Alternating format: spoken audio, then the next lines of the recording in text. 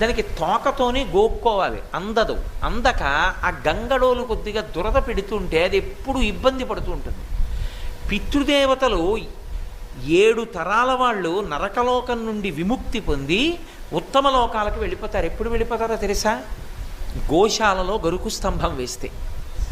గోశాలలో కానీ గరుగ్గా ఉన్నటువంటి రాతిని కానీ పెద్ద రాతిని పెడితే దాన్ని శంకుస్థాపన చేసినంత అందంగా చక్కగా భూమి పూజ చేసి గరుకు రాతిని పెడతారు.